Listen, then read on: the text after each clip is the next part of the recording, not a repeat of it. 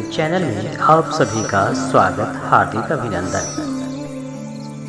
धर्म एवं संस्कृति श्रृंखला के तहत आज बात करने जा रहा हूँ परम भक्त श्री यमराज जी की।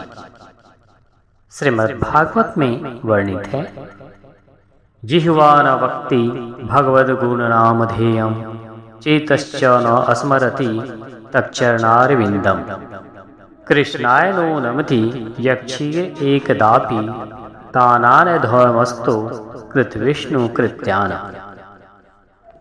अर्थात जिनकी जीव भगवान के मंगलमय गुणों एवं परम पवित्र नामों का वर्णन नहीं करती, जिनका चित्त भगवान के चरण कमलों का चिंतन नहीं करता, जिनका सिर एक बार भी श्री कृष्ण चंद्र को प्रणाम करने के लिए नहीं झुका, भगवान विष्णु के पावन कर्मों से सर्वथा पृथक रहने वाले केवल उन दुष्टों को ही तुम लोग यहाँ यानी यमपुरी में लाया करो।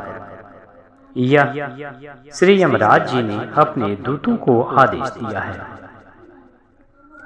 जब भी यमदूत हाथ में पाश लेकर मृत्युलोक के मरणासन प्राणियों को लेने के लिए चलते हैं, तभी उन्हें पास बुलाकर उनके कान में यमराज जी समझाते हैं, जो लोग भगवान की कथा को कहने सुनने में लगे रहने वाले हैं, उनके पास तुम मत जाना।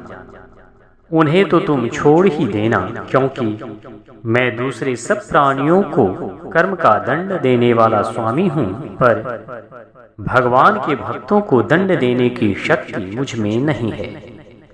अर्थात मैं उनका स्वामी नहीं हूँ। नित्य देव होने पर भी यमराज जी भगवान सूर्य नारायण के पुत्र हैं। वे देव शिल्पी विश्वकर्मा की पुत्री संज्ञा से उत्पन्न हुए हैं। उनके शरीर का रंग वर्ण का है और वे हाथ में भयंकर दंड लिए रहते हैं। उनका वाहन भैंसा है। भगवान ब्रह्मा की आज्ञा से ही प्राणियों के कर्मों के अनुसार फल का निर्णय करने जैसा कठोर कर्म उन्होंने स्वीकार किया। वैसे तो वे भगवान के अंश हैं और कारक पुरुष हैं। कल्पांत तक संयमनी पुरी में रहकर वे जीवों को उनके कर्म अनुसार फल का विधान करते रहते हैं। पुण्यात्मा जीवों को श्री यमराज जी धर्मराज के रूप में बड़े सौम्य दिखते हैं।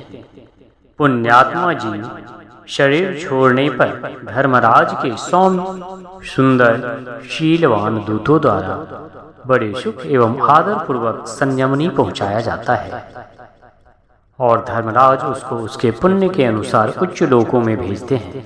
किंतु पापियों को उग्र रूप में दर्शन देना, उन्हें नरकों में डालना आदि भयंकर कर्म भी वे दया से ही करते हैं।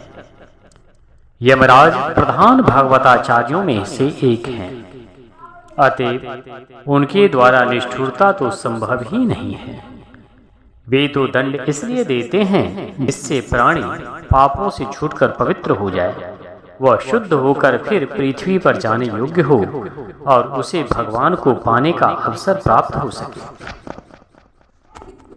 जैसे अशुद्ध सोने को अग्नि में तपाते हैं शुद्ध करने के लिए, वैसे ही यमराज जी के द्वारा नरक की विविध यातनाएं जीव के पाप कर्मों के मल को दूर करने के लिए ही दी जाती हैं।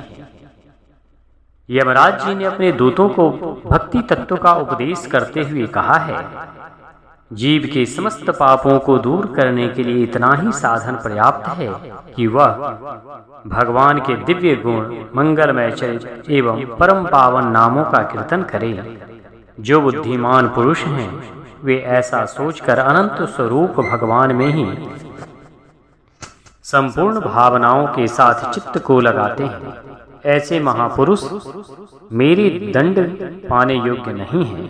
उन्होंने यदि पहले कुछ पाप किया भी हो तो भगवत गुणानुवाद उसका नाश कर देता है। जो समदर्शी भगवत चरणागत साधुजन हैं, उनके पवित्र चरित्र तो देवता तथा सिद्धगण भी गाया करते हैं। ये मेरे दूतों, भगवान की गदा सदा उनकी रक्षा किया करती है। तुम लोग उनके पास मत जाना। कोई मेरा सेवक या स्वयं मैं भी उन्हें दंड देने में असमर्थ हूं।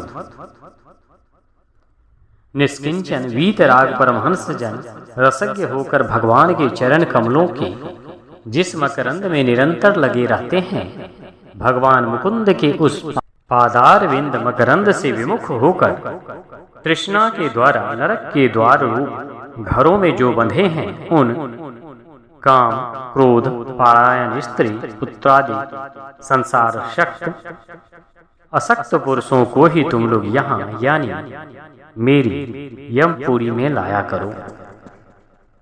ऐसा श्री यमराज जी ने अपने दूतों को आदेश दिया है। प्रेम से बोलिए श्री यमराज जी की जय।